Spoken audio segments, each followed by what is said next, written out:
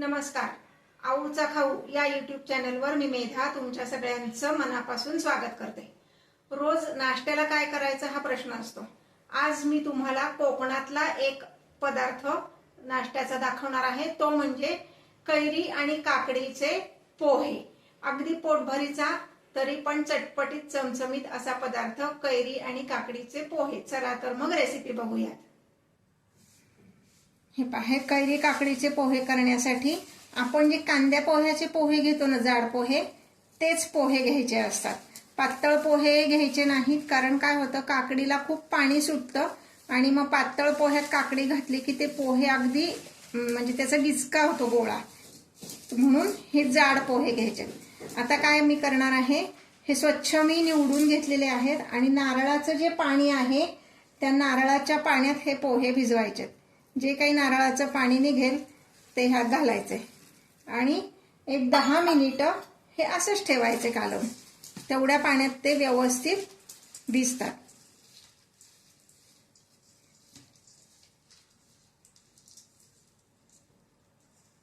आता हे मी थोडंसं बाजूला ठेवते. आता ह्या पोह्यासाठी लागणारं वाटण आपण करून घेणार आहोत. त्याच्यासाठी साधारणपणे अर्धा इंच एवढं आलं, 4 ते 5 हिरव्या मिरच्या आणि ही आपली जी तळणीची मिरची असते ती तळणीची मिरची, असं हे मी सगळं मिक्सरला वाटून घेणार आहे. आता यामध्ये मी एक बाउल घेतलाय आणि त्यामध्ये एक काकडी बारीक कोचून अशी घेतली आहे. काकडीची साल काढायची, थोडीशी काकडी खाऊन बघायची, बऱ्याचदा कडू असती तर ते कडू नाहीये ना हे बघायचं आणि मग ती कोचायची.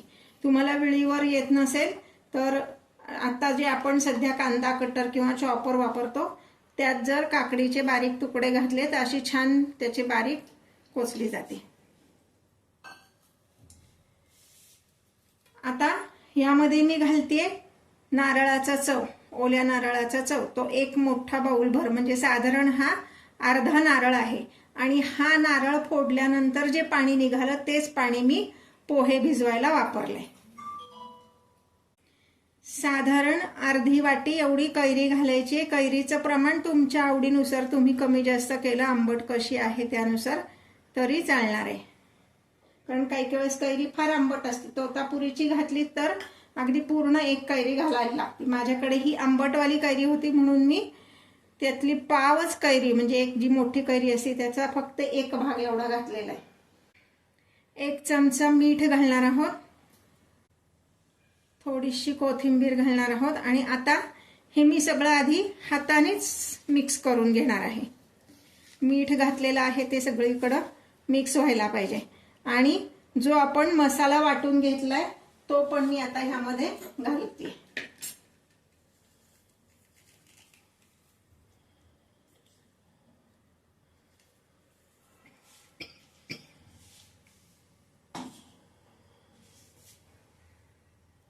हा जो मसाला आहे हा आधी काकडीला आणि ह्या खोबऱ्याला व्यवस्थित लावून घ्यायचा, म्हणजे मग तो पोह्याला सुद्धा व्यवस्थित लागतो. दुसरीकडे मी गॅसवर कढई तापत ठेवली आहे आणि त्या कढईमध्ये साधारण 2 टेबलस्पून एवढं तेल तापत ठेवलंय. म्हणजे मध्ये वेळ जायला नको, झटपट व्हायला हवं म्हणून मी असं प्रोसिजर दोन्हीकडे सायमल्टेनियसली करते. हे पहा, गॅसवर मी कढई तापत ठेवली होती, त्यात तेल पण घालून ठेवलं होतं. तेल व्यवस्थित तापले. तुम्ही जर बघत असाल तर त्यातनं धूर येतोय. आता मी गॅस बंद करणार आहे आणि ह्यामध्ये साधारण नैवेद्याची 1 वाटी एवढे दाणे घालणार आहे. आता ह्या पोह्यावर आपण जी फोडणी घालणार आहे ती तयार करते. हे दाणे तळले गेलेत. आता ह्यामध्ये मी घालतेय मोहरी, साधारण 1 चमचा, जिरे आणि 1 चमचा एवढा हिंग. ह्यात आपण हळद घालणार नाही आहोत. हे पोहे असे पांढरेच ठेवतात. आपण फोडणी तयार केली ती थोडीशी गार व्हायला पाहिजे, तोपर्यंत आपण पुढची प्रोसेस करून घेऊया. आता हे जे पोहे आपण नारळाच्या पाण्यात भिजवले होते ते व्यवस्थित भिजलेले आहेत. हे जे आपण काकडी आणि नारळ घालून सगळा जो मसाला तयार केला होता तो आता मी ह्या पोह्यामध्ये घालणार आहे.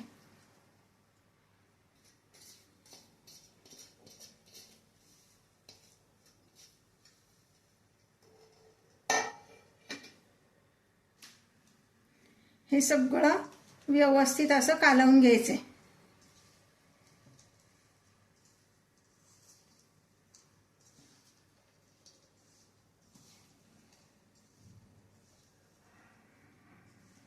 आणि आता ती तयार झालेली फोडणी आपण यात घालणार आहोत.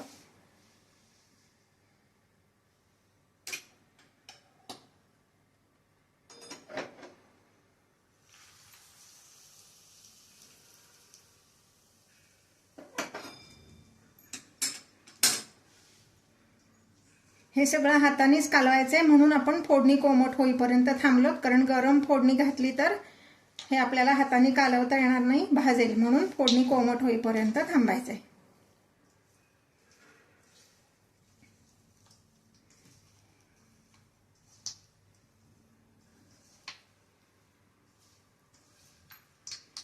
यामध्ये आता मी साधारणपणे 1 चमचा एवढी पिठी साखर घालणार आहे. ऐच्छिक आहे, पण माझ्याकडची कैरी खूप आंबट असल्यामुळे मला साखर घालावी लागते.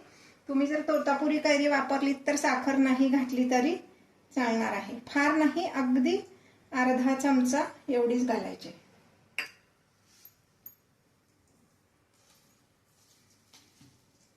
जसं मी म्हणलं तिखटाचं प्रमाण ऐच्छिक आहे, तसं साखरेचं पण प्रमाण ऐच्छिक आहे. आमच्याकडे जरा आंबट असेच आवडतात हे पोहे, म्हणून मी साखर कमी घातली आहे. हे आपले पोहे, काकडी पोहे, कैरी पोहे हे तयार आहेत सर्विंगसाठी.